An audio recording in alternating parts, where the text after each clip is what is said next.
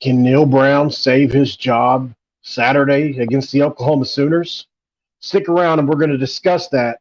We're going to break down this game and declare a winner this Saturday in Morgantown. This is for Cameron. Cam. What is up? Welcome in, guys. My name is Mountaineer Paul, and you have found yourself at Mountaineer Paul Talks Football. We're going to be previewing the West Virginia versus Oklahoma game, and we're going to be talking about what kind of impact that's going to have on head coach Neal Brown going forward, seeing if maybe he can pull off something that no coach at WVU has been able to do besides Bill Stewart. This afternoon, we're going to be talking about the game. We're going to be breaking down West Virginia, Oklahoma. We're going to be talking about the impact that has on the West Virginia program going forward, and especially Neal Brown. Will he be able to survive a blowout loss to Oklahoma or a win? What does a win do for Neal Brown if that so happens on Saturday? Heading into this game, this is a Sooners team that's in bounce-back mode. It's not something they're really familiar with. If you think about the Sooners, they're usually showing up in Morgantown. They've already reached close to 10 wins because we typically played them towards the end of our schedule. At some points, even the next to the last game and the last game of our schedule. So usually they already know who they are by the time they get to Morgantown, and most times in the past, that's been a really good football team. This year, they are beatable. Even though we have looked absolutely awful, I still believe this is a winnable game for the Mountaineers. But it's going to have to come against an Oklahoma team that hasn't lost more than 2 games in a season since 2014.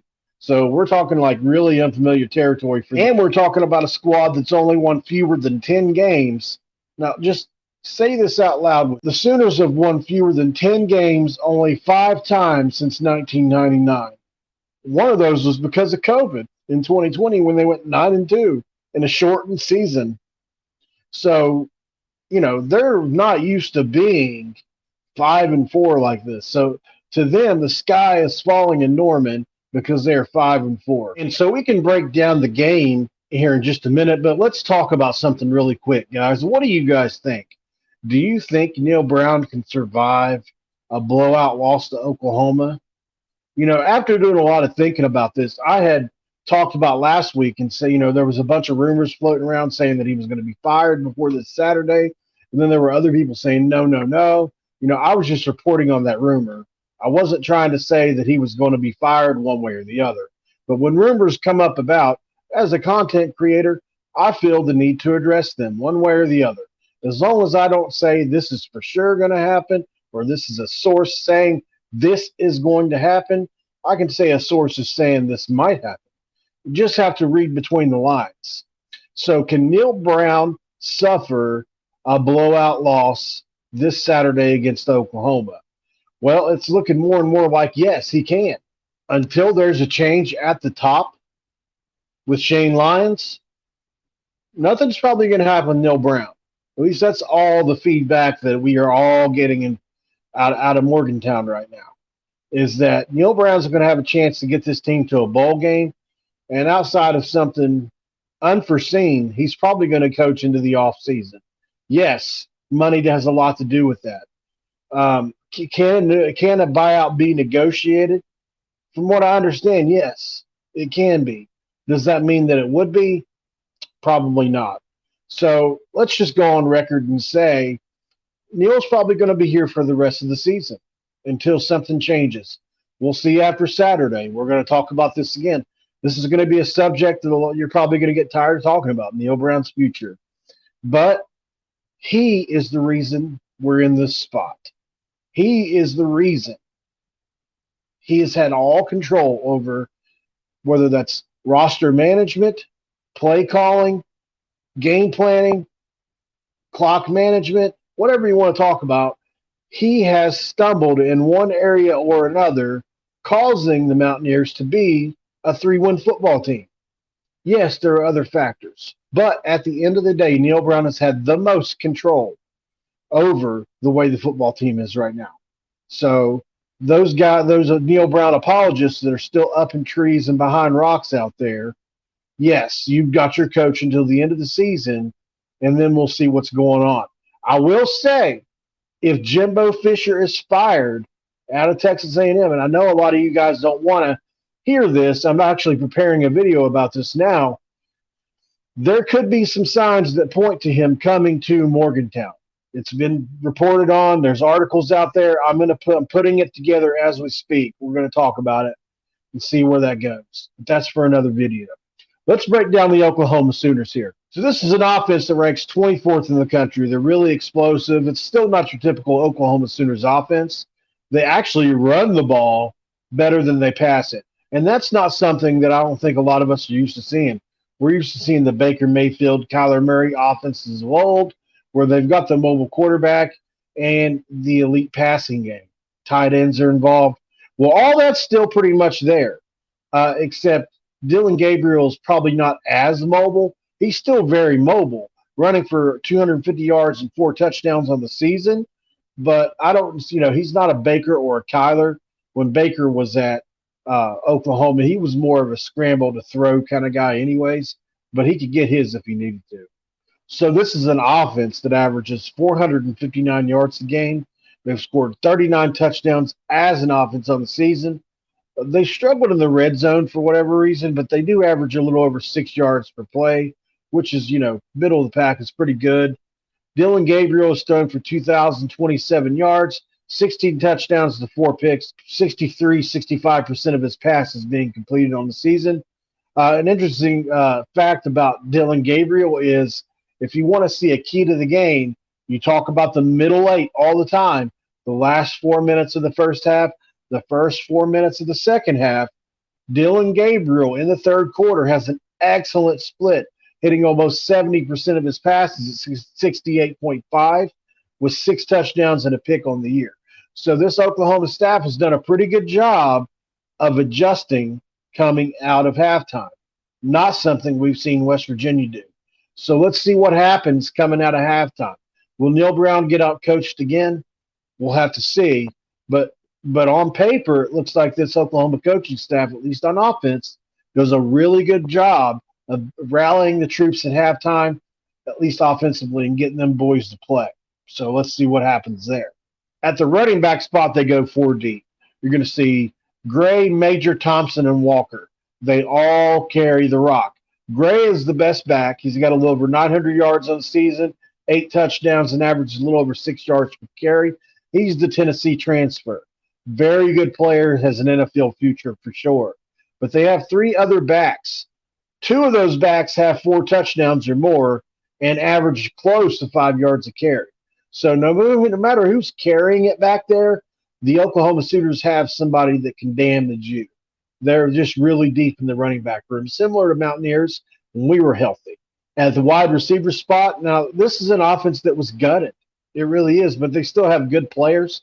You're talking about Marvin Mims, who is definitely a deep threat, who has been really good. He's probably the 3rd, 4th best receiver in the Big 12. Certainly can hurt us. He's got 38 receptions, 678 yards, and 4 touchdowns on the season. Not numbers that are going to blow you away, but good enough. They've really spread it around different guys this year. Jalil Farouk, 23 receptions, 308 yards. Drake Stoops, there's a famous last name in Oklahoma lore. 21 receptions for 191 yards and 2 touchdowns. And then Theo Weiss, who's got 16 catches for 255 and 3 touchdowns. My player to watch, because as you guys know, if you've watched any kind of Mountaineer ball this year, the seam, because our linebackers and safeties have had trouble covering all year long. We've gotten hurt down the seam, whether that be running backs or tight ends. Well, Oklahoma's got a good one in Braden Willis, who's caught 225 balls for 347 yards and 5 touchdowns.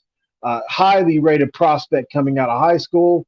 And this is a guy that certainly can hurt the Mountaineers on Saturday. It'll be interesting to watch and see. Look up and down the seams on Saturday. See if there's any damage being done and see if Willis is behind that. I have a feeling he's going to play a factor in the game. On defense, not a whole lot to shout about on defense for the Oklahoma Sooners.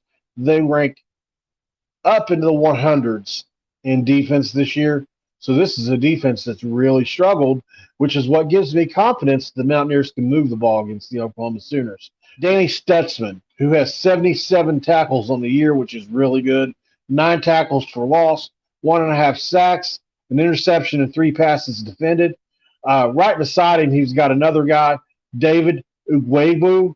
I don't know if I butchered that last name or not, but he's got 74 tackles, 6 tackles for loss, and 6 sacks.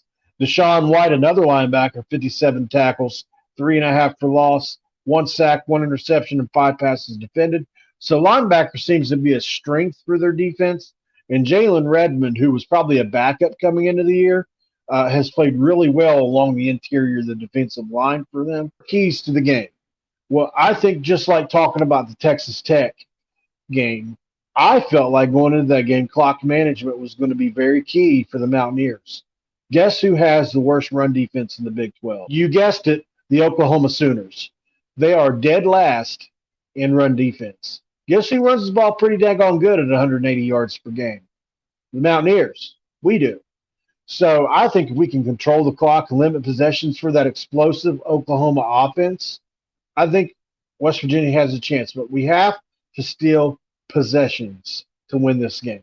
Our defense, if we can carry over to some of the performances, the end of the TCU game, the second half of that game, the first 3 quarters of the Iowa State game, if we can get some stops, Mountaineers may see themselves in this game and possibly win this game. Wouldn't that be a big win for the Mountaineers? Let's get on to the prediction for this game. Unfortunately, guys, as much as I want the Mountaineers to win, I love the Mountaineers. Do I think this is going to be our first win over the Oklahoma Sooners in the Big 12? I don't. I actually think what the Oklahoma Sooners are going to cover in this game. The spread is 8 points. And I'm also going to I'll take the over. As last time I checked, it was 69. And I'll take Oklahoma to win this game 49-21. But I would love to eat crow. I would love to. I'll happily eat crow if we win this game. It's just the way things have been going. I don't feel confident about the game.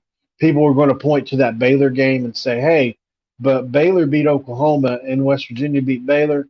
But we all know, if we're honest with ourselves, we didn't beat Baylor at their best. Their quarterback went out of the game. We had some things go our way. Unfortunately, that's just not been the case this year. Charles Woods could play a factor in this game. Keep an eye on that. But unless we control the clock, like I said, steal those possessions, limit turnovers. And let me just say, JT Daniels has been a disappointment.